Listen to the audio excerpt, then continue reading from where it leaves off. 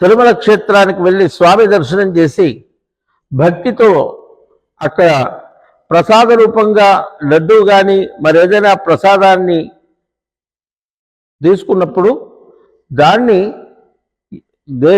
దేశంలో ఏ మూలకి వెళ్ళినా, ఢిల్లీ వెళ్ళినా, దేశాంతరం వెళ్ళినా 10 రోజులు, 12 రోజులు, 15 రోజుల వరకు చాలా స్వచ్ఛంగా, పరిమళభరితంగా, చాలా రుచికరంగా ఉండేది. సుమారుగా ఒక 4-5 సంవత్సరాలుగా ఆ పరిమళం కానీ, ఆ స్వచ్ఛత కానీ, ఆ పవిత్రత కానీ కానరావట్లేదు.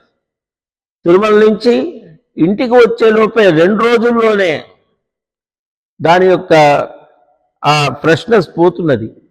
పవిత్రత సంగతి పక్కవిడినా 2 రోజుల్లో బూజు పెట్టేటువంటి పరిస్థితి ఏర్పడుతున్నది. ఎందుకు ఈ రకంగా అవుతున్నది?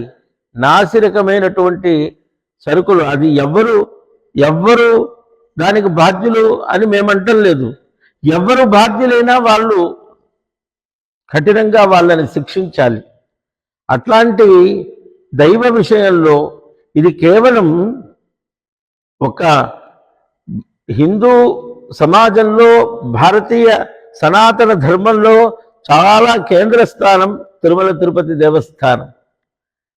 అట్లాంటి ఆ దేవస్థానంలో ఇట్లాంటి ఒక చర్య జరిగింది, ఈ రకమైనటువంటి ఒక కల్తీ అయింది, కల్తీ సరుకులతో వాళ్ళు ఇచ్చేస్తున్నారంటే మన మన సంస్కృతి, మన భక్తి విశ్వాసాలని సడలింపు చేసి మనల్ని చిన్నాభిన్నం చేయటానికి ఏదో పెద్ద స్థాయిలో ఎవరో వెనక కుట్ర చేస్తున్నారేమో అన్నంత అనుమానం వస్తున్నది.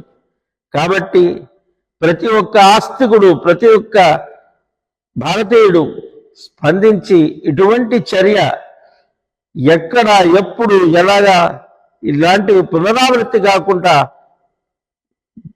దోషం ఎక్కడైతే ఉందో దోషుల్ని కఠినంగా శిక్షించాలని తెలియజేస్తున్నాం.